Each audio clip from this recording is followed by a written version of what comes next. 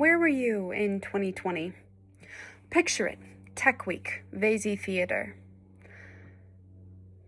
In March 2020, I was nearly finished with my graduate degree. I was studying for an MA in theater with a certification in nonprofit management at Villanova University in Villanova, Pennsylvania, a city about 45 minutes away from Philadelphia.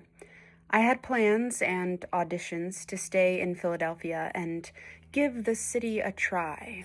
I recently won the 2019 Brian Morgan Award after my performance as Bottom in A Midsummer Night's Dream, and I was living the dream. Not really sure how I was going to do, but knowing what I was going to do. Perform. At least that was the hope. And that was my hope going to Villanova, the opportunity to perform. You see, I had earned my Actors Equity card as a stage manager back in 2015 on an immersive outdoor production called Nature that toured the Midwest area. So I was not allowed to perform as a non-union actor unless I received an educational waiver, which I filed for every time I performed at Villanova. I still didn't know how I'd fare in the union after grad school, but I was grateful to gobble up every chance I had to perform while I was there.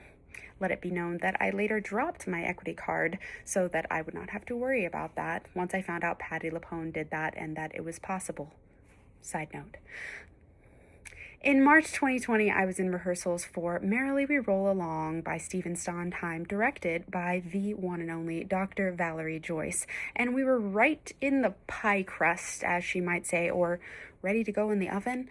I'm not sure. I don't really know if I ever got down those Blob lyrics. Look it up. But I looked pretty in my costume, though I don't know if I would have said that then. Over the summer, I cut my hair super short because Villanova Theater had announced that they were doing Orlando by Sarah Ruhl, and me and every other aspiring second-year actor decided we would cut our hair to show the director we were ready to be cast as Orlando.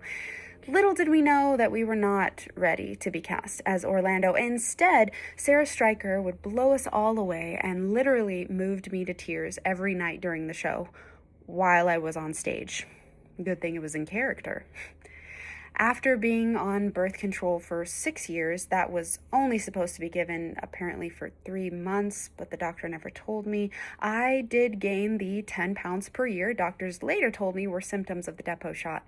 I got all the way up to 225 pounds at 5'10", but I was doing my best. It can have helped that I was eating French fries for dinner at 10 p.m. from the school cafeteria post or pre-rehearsal and shoveling sweet potato soup in my mouth from a box that was pre-mixed and didn't require refrigeration, sold at a tiny health food store down the street.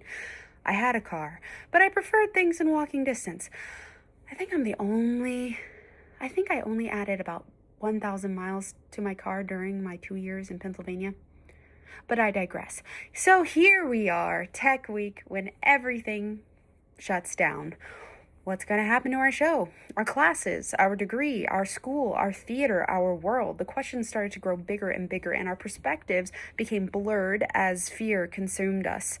Will theater survive? Our recently reacquired graduate level theater history should have told us theater always survives.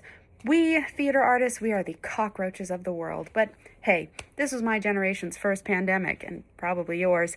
What can I say? So we adjusted, adapted, twisted ourselves into molds, and there I was in my apartment bathroom, using my pillbox mirror cabinet to hold my phone like a tripod I never had so I could film my mouth rapidly pelting my speech from Samuel Beckett's Not I. This was to be my final project in my Directing Styles Beckett and Brecht class, and my own professor, the Broadway dramaturg Edward Sobel, was to direct me.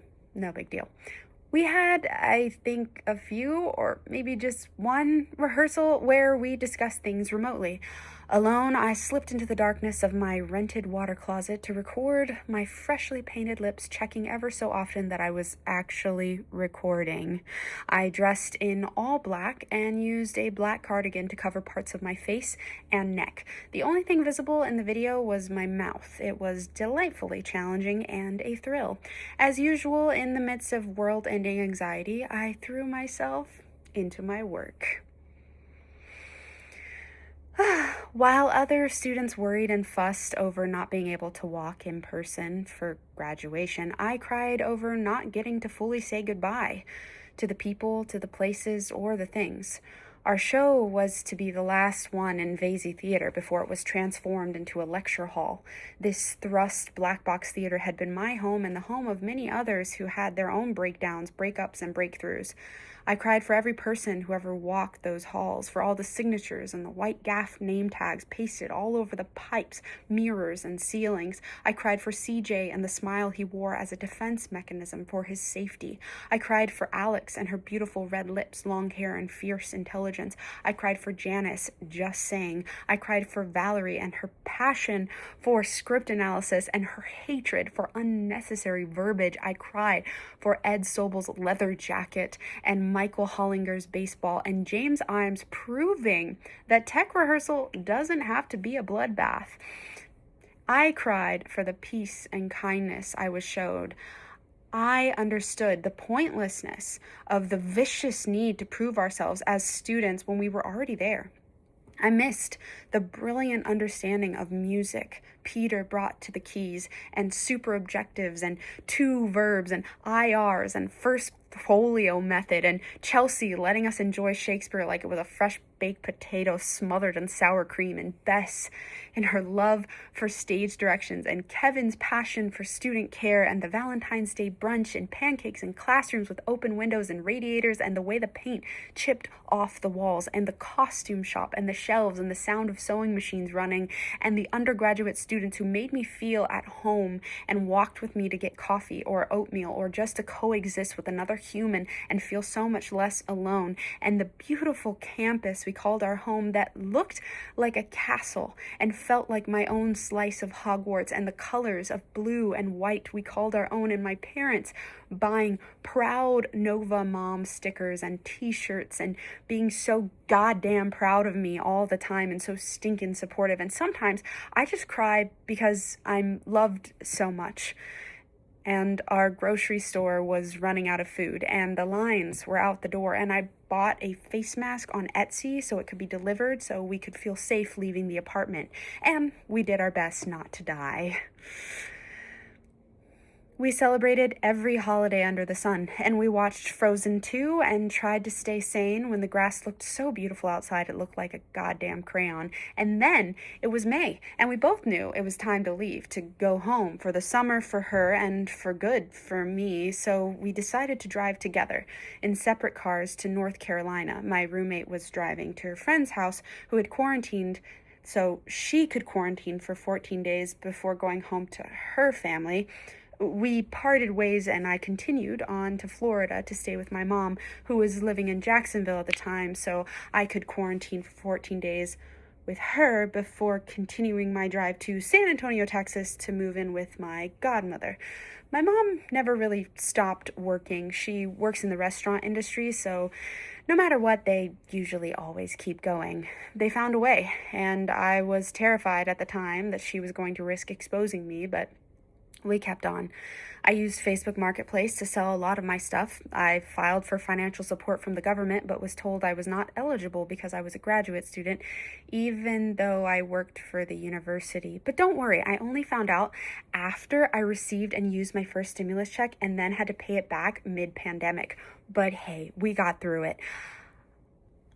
I made it through the 14 days in Florida. Not an easy feat, let me tell you. Jacksonville is the land of highways, so it was not easy for me to go on my daily walks. And my mom lived what felt like on top of a train track, and a train would come through blaring daily around 5 a.m., along with all the highway traffic in the world. Did I mention I'm sensitive to sound? Let's just say I don't think I slept for 14 days. So when I got to my halfway point in Louisiana and checked into a hotel, I was excited. I got some food, DoorDash to my room. Unfortunately for me, it was definitely past its expiration date and I got food poisoning. Stayed up until like 2 a.m. vomiting, laying on the floor of the bathroom. So when I finally fell asleep, it was the deepest, best sleep of my life. But don't worry, I got woken up at 8 a.m. by the hotel receptionist pounding on my door because my mom had called her in a panic, worried I wasn't answering my phone calls. So off I went. pissed to continue my drive to Texas. To be fair to my mom, I sent her some concerning messages that night along the lines of, "In case I die, here are my passwords." I wasn't thinking of hurting myself, I just felt like I was dying. But we got through. Look at us. Anyway, so we arrive in Texas, back in the home in which we spent short portions of our childhood and young adulthood, growing up with essentially divorced parents. Apparently, I always complained that I wanted to live with my godmother, and now at that time, at age 28, I got my wish. The universe says the darndest things, doesn't it? 1, 2, skip a few, and it was madness. A lot of shadow work for me and learning how to communicate with my parents. Mental health, weight gain, crisis, pandemic, quarantine, nowhere to go, nowhere to be. And as a workaholic, basically, I'm having withdrawals, obsessively selling everything I own on Facebook Marketplace, and then I start to help my godmother do the same. We clear out a lot of the garage, I mow the lawn, we go for walks. Universal Studios is accepting auditions for Tokyo. I record myself doing choreography, something I've never done in my life. I cut my own hair, and it looks awful. I look like a tall and bowling pin-shaped Lord Farquaad. But I'm having fun. I learn a phrase in Mandarin, something like, "Welcome to Universal Studios. My name is Amy. How are you?" I remember saying something like, "Dozu machoku." I studied Japanese in college, a la summer 2012, about 8 years prior, so I'm feeling maybe a little bit more confident than your average American girl doll. I read some monologue about being in a safari with wild animals. I laugh, I smile, I have these cute big glasses. I have glasses now. I had to get them during grad school because I couldn't see the board because apparently my eyes weren't stable when I got LASIK in December 2012 at age 20. But don't worry, my parents paid for the lifetime guarantee, so I get to go back and get PRK surgery in December 2025 or January 2026 or whenever they can fit me in, and it works for my schedule because I have to be out for 3 to 5 days to do it, and I'm an actor, and who can really sacrifice 3 to 5 days of their lives? But here we are. You guys, am I bitter? Do I sound bitter? I see other audition self-tape opportunities, and I apply. I sing my lungs off and say, "Hi, my name is Amy Abrigo. I'm 5'11", and I live in San Antonio, Texas." Because fun fact, since doing yoga daily during quarantine, I am now 5'11". It's a miracle. I smile and put on a navy blue blazer over a cheap black tank top I probably got from Target. I fuss over hearing airplane sounds or the neighbor mowing their lawn in the background. I wait for the car to drive by so I can finish recording. I asked my godmother to take a picture of me because I need a full body shot and I can't, I get a tripod and a ring light. I wait. And so shall you. This story is to be continued next week or at some point when I write again. So be sure to subscribe so you get notified for the next post. Bye.